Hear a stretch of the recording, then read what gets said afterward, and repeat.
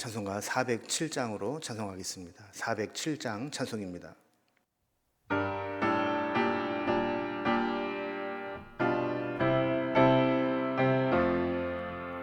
구주와 함께 나 죽었으니 구주와 함께 나 살았도다. 영광의 그날에 이르도록 언제나 주만 바라봅니다.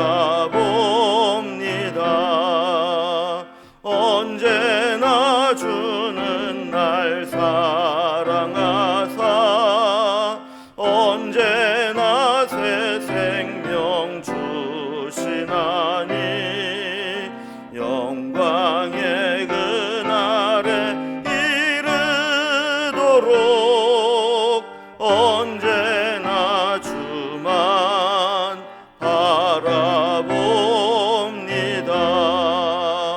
마음속에 시험을 받을 때와 무거운 근심이 있을 때에 주께서 그때도 같이 하사 언제나 나를 도와주시네. 언제나 주는 날 사랑하사 언제나 새 생명 주시나니 영광의 그날에 이르도록 언제나 주만 바라봅니다. 뼈 아픈 눈물을 흘릴 때와 쓰라린 마음으로 탄식할 때 주께서 그때도 같이 하사 언제나 나를 생각하시네. 언제나 주는 날 사랑하사 언제나 새 생명 주시나니 영광의 그날에 이르도록 언제나 주만 바라봅니다. 내 몸의 약함을 아시는 주 못 고칠 질병이 아주 없네. 괴로운 날이나 기쁜 때나 언제나 나와 함께 계시네. 언제나 주는 날 사랑하사 언제나 새 생명 주시나니 영광의 그날에 이르도록 언제나 주만 바라봅니다.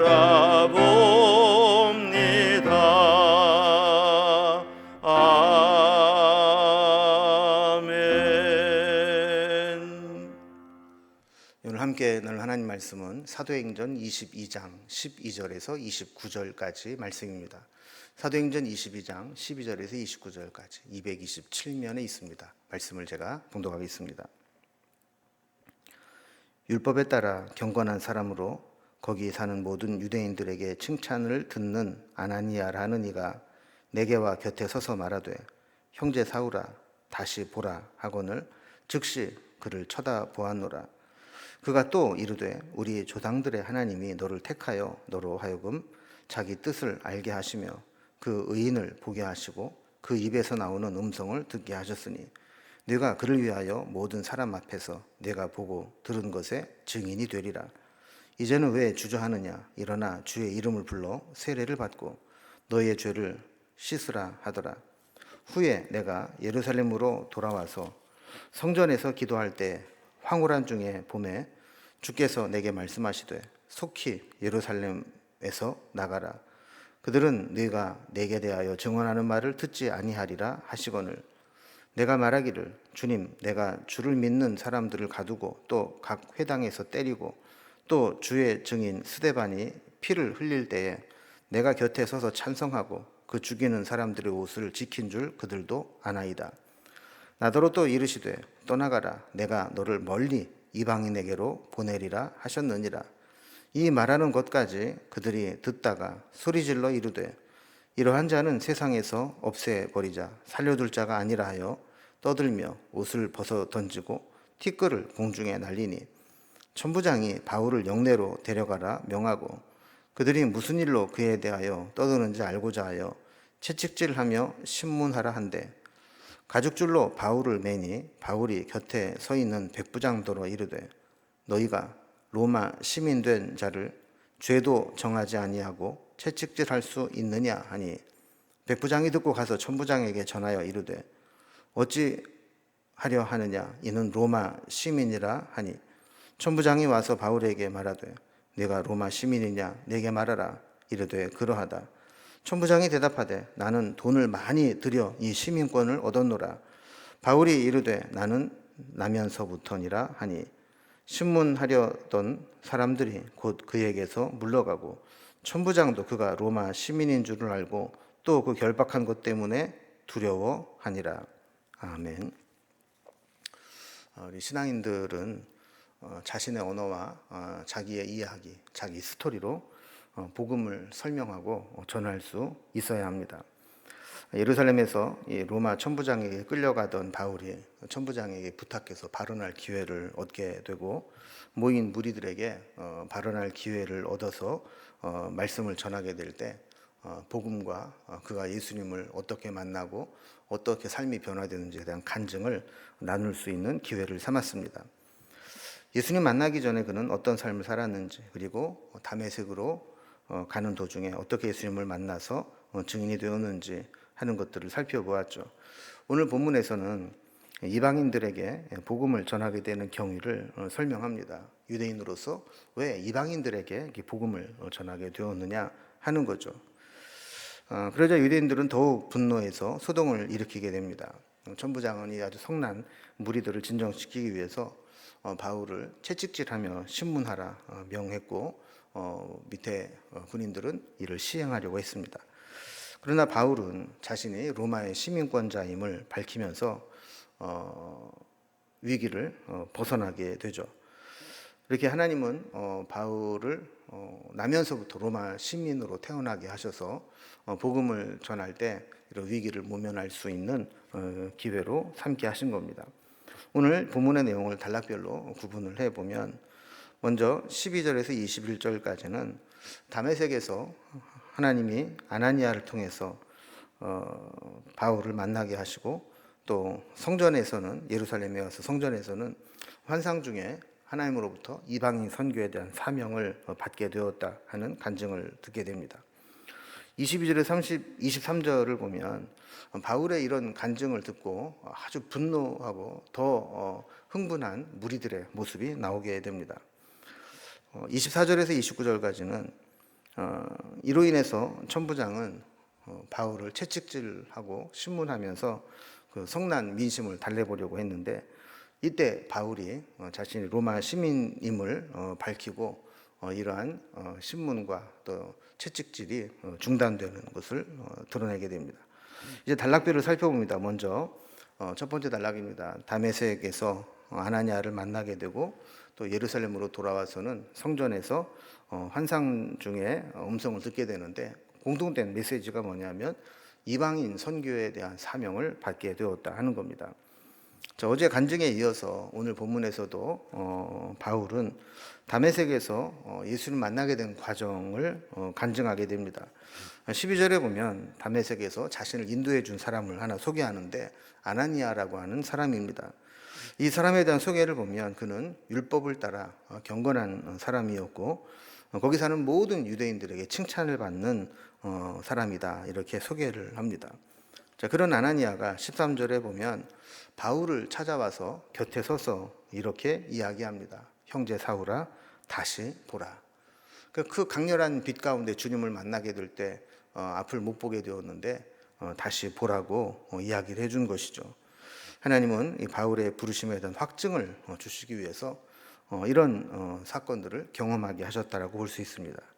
시력을 완전히 잃게 만들었다가 다시 보게 되는 경험을 하게 하면서 아마 평생 잊지 못할 아주 충격적이고 자극적인 체험이 될 겁니다. 그래서 내가 주님을 만나게 될 때 그 강한 빛에 앞을 못 보고 눈이 멀 정도였는데 또 아나니아의 기도로 또 보게 되었다 하는 이제 체험을 하게 된 것이죠. 앞을 못 보게 되었다는 것은 어떤 영적인 의미도 있을 겁니다. 예수님 만나기 이전에 그가 보고 알고 믿고 공부했던 이 모든 것들, 이 세상에서 주님 만나기 전에 알고 보았던 것들에 대해서는 눈 감게 하시고 이제 다시 주님과 함께 하나님의 관점으로, 하나님의 눈으로 이 세상을 바라보게 한다 하는 의미도 있을 겁니다. 14절에 보면 이제 비로소 아나니아를 통해서 주님은 바울의 사명에 대해서 분명히 말씀하기 시작합니다. 이게 보면 하나님이 바울을 향해 말씀하신 것이 있죠. 그 부르심의 의미를 동사별로 좀 살펴보면, 먼저 하나님이 택하신 자에게 하나님의 뜻을 알게 하셨다. 또 그 입에서 그 의인을 보게 하셨다. 그리고 그 입에서 나오는 음성을 듣게 하셨다. 하나님의 뜻 안에서 그 의인인 예수 그리스도를 보게 하셨고 주님의 입에서 나오는 음성을 듣게 하셨다라는 겁니다. 자, 이렇게 해서 이 하나님께서는 바울을 만나 주시고 말씀하시면서 이 영적인 체험을 하게 되는데, 그 이유는 15절에 있는 말씀과 같이 모든 사람 앞에서 예수님에 대해서 보고 들은 것의 증인이 되게 하기 위함이다라고 알려주셨습니다. 그래서 16절에 보면 아나니아는 바울에게 주저하지 말고 세례를 받고 죄 씻음을 받으라, 이렇게 권면을 하게 됩니다. 그래서 바울은 이제 박해자로서의 삶을 이제 청산하고 주님의 제자로 온전히 회복되어서 거듭난 삶을 시작하게 됩니다. 이것은 신앙적 결단을 외적인 표현으로 공식적으로 나타내면서 이제 그가 완전히 박해자에서 증인으로 바뀌게 됨을 이제 드러내게 된 것이죠. 17절에 보면 바울이 다메섹에서 아나니아를 만난 이후에 예루살렘으로 돌아온 것을 보게 됩니다. 후에 내가 예루살렘에 왔을 때 성전에서 기도하게 되는데 그때 아주 황홀한 중에 체험을 한 것이 있다라는 거예요. 기도하다가 황홀한 경험을 하게 되면서 말씀을 듣게 되었다는 것인데, 그 말씀의 내용은 18절에 나오게 됩니다. 속히 예루살렘에서 나가라 하는 겁니다. 왜냐하면 예루살렘에 있는 자들은 복음을 전해도 듣지 않을 것이기 때문에 들을 준비가 되어 있는 이방인들에게로 나가라 하는 음성을 듣게 된 것이죠. 이렇게 이방인에게 복음을 전하라는 말씀에 바울은 사실 사양하고 싶었을 겁니다. 왜냐하면 19절, 20절에 보면 다메섹에서 주님 만나기 전에 바울은 믿는 자들을 가두고 회당에서 때리고, 또 스데반 집사님이 순교를 당할 때 그 순교 당하는 것에 찬성하고 또 죽이는 자들의 옷을 지키고 있었던 사람이라는 것을 유대인들이 다 알 거라는 겁니다. 그러니까 주님을 바로 알고 보면 그 전에 행했던 모든 것이 죄인이었다라는 것을 깨닫게 될 것이고, 또 사람들이 자기의 과거의 핍박자라는 것을 알게 되면서 이 복음을 전하는데 상당히 부담이 될 수 있었던 것이죠. 그런데도 21절에 보면 나더러 또 이르시되 떠나가라 하는 말씀을 하십니다. 이제 은혜 받고 믿음의 교제를 나누고 뭔가 좀 풍성한 삶을 살 수 있을 것 같은데, 주님은 거듭거듭해서 떠나가라, 떠나가라, 유대인들에게서 멀어져라, 예루살렘에서 나가라, 이런 말씀을 하시는 거죠. 어디로 가라는 겁니까? 멀리 이방인에게로 보내실 계획이라는 겁니다. 그래서 이방인 선교의 사명을 받았고, 그 받은 사명대로 힘써서 이방인 전도를 위해 1차, 2차, 3차에 걸쳐서 전도 여행을 마치고 돌아오게 된 것을 간증하게 됩니다. 이제 두 번째 단락을 보면 이런 자신의 소명과 이방인 전도에 대한 사명을 간증을 듣고 났을 때 거기 모인 유대인들이 흥분하고 분노하는 모습을 보게 됩니다. 22절과 23절을 보면 이런 바울의 간증을 말하는 것들을 듣던 이 무리들이 소리를 지르면서 폭발합니다. 서로 막 떠들고 옷을 벗어 던지고, 그리고 티끌을 공중에 날리면서 이러한 자는 세상에서 없애버리자, 살려둘 자가 아니라, 이러면서 죽여버려야 된다고 흥분하며 난리를 친 겁니다. 그렇게 옷을 벗고 티끌이나 재를 날리고 덮어 쓰는 것은 극도의 어떤 비통함, 분노의 감정을 느낄 때 유대인들이 하는 행동이었습니다.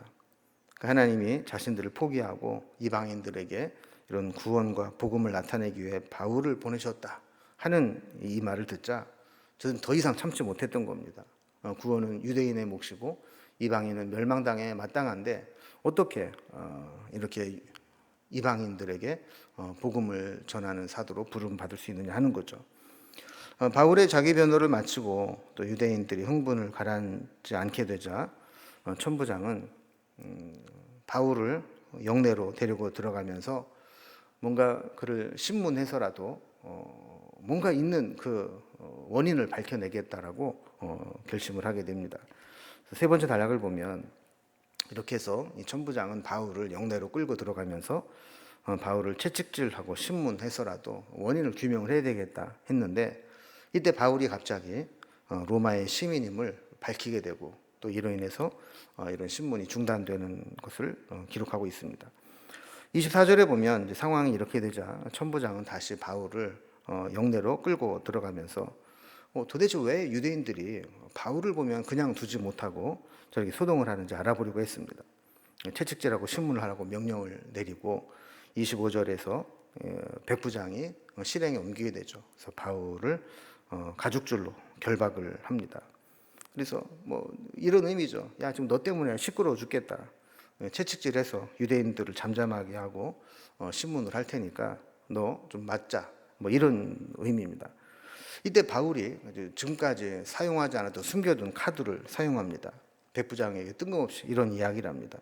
너희가 로마 시민 된 자를 죄도 정하지 아니하고 채찍질할 수 있느냐, 이렇게 이야기를 하는 것이죠.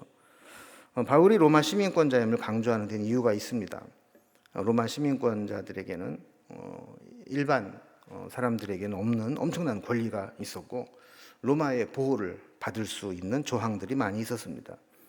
그래서 로마 시민권자는 아닌 자들에 비해서 차별된 여러 가지 권리를 누리고 있었는데, 특히 이 로마 시민권자는 비록 죄를 지어도 그 죄와 형벌이 확정되기 전까지는 신체에 직접적인 처벌을 할 수 없게 했습니다. 그리고 로마는 법치주의를 지향했기 때문에 재판 없이 직결 처리도 하지 못하도록 했습니다. 26절에 보면 유대인인 줄로 알고 그저 이 바울을 가죽줄로 묶고 채찍질로 때리려고 했던 그런 군인들이 바울이 갑자기 나 로마 시민권자인데 로마 시민을 죄도 정하지 않고 법대로 절차를 거치지 않고 직결 처분으로 이렇게 때릴 수 있느냐, 이렇게 이야기를 할 때 깜짝 놀라서 이 천부장에게 쫓아가서 큰일 났습니다. 어찌해야 됩니까? 우리가 유대인인 줄 알고 이렇게 신문하고 채찍질하고 또 포박하고 했던 저가 로마 시민이라고 합니다. 이렇게 이야기를 하죠. 27절에 보면 당황한 천부장이 직접 쫓아옵니다. 그래서 네가 진짜 로마의 시민이냐 말해봐라. 그러자 바울이 맞다고, 내가 로마 시민이라고 이렇게 하자. 이제 이 천부장은 28절에 보면 참 솔직하고 소탈했던 사람인 것 같습니다. 그래서 물어봅니다. 야, 나는 돈을 많이 들여서 이 시민권을 샀는데 너는 어떻게 해서 시민이 됐느냐? 이제 바울이 이야기하죠. 나는 그냥 태어나면서부터 아버지가 로마의 시민이었고 자동적으로 출생과 더불어 로마 시민권을 취득한 것입니다. 라고 이야기를 한 거죠. 어떻게 보면 출신 성분이 완전히 다른 겁니다. 이 천부장은 원래 로마 시민권을 가질 자격이 없었지만 어떤 경로로든지 돈을 많이 벌어서 그 돈을 로마에 바치고 그 충성심의 대가로 로마의 시민권을 산 겁니다. 그런데 이 바울은 굳이 그렇게 할 필요가 없이 그냥 출생과 더불어 자동적으로 취득된 로마 시민이었다라는 것이죠. 그런데 돈 주고 시민권을 산 사람이 날 때부터 시민이었던 바울을 재판도 하지 않고 결박하고 채찍질하려고 한 것은 로마법에 대항하는 엄청난 위법 행위다라는 것이죠. 그래서 29절 말씀 보면 천부장이 그가 로마 시민인 줄 알고 그에게서 물러갔다. 그 결박한 것 때문에 두려워했다. 이렇게 이야기를 합니다. 그 하나님의 계획은 참 놀라운 것 같습니다. 바울을 길리기아 다소에서 이렇게 태어나면서부터 그 로마의 시민권자로 태어나게 하신 것이 그때 당시에는 왜 그렇게 했는지 알 수 없고 또 중요하지 않은 것처럼 보일지 모르지만 하나님이 또 꼭 필요할 때 보면 그것이 정말 하나님의 뜻 가운데 있었던 하나님의 포석이었다라는 것을 알게 되는 경우가 생기게 되는 거죠. 우리도 마찬가지일 수 있습니다. 우리가 살아가는 삶의 궤적 가운데 내가 왜 이런 경험을 해야 되는가, 나에게 왜 이런 일을 겪어야 되는가 하는 것들을 느낄 수 있을지 모르지만 어쩌면 그것이 먼 훗날 나로 하여금 꼭 필요해서 하나님께서 그 길을 허용하신 것이다라고 볼 수도 있다라는 것이죠.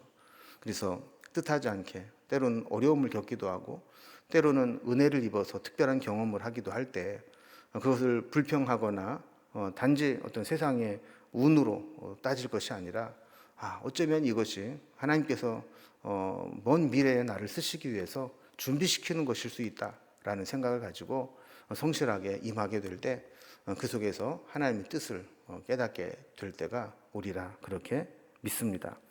오늘 말씀을 생각하면서 하나님께서 허락하신 것들이 때가 되면 우리에게 필요한 경험이 될 수 있다는 것을 생각하면서 나에게 주어진 경험들, 시간들을 잘 감당할 수 있기를 주님의 이름으로 기원합니다. 기도하겠습니다.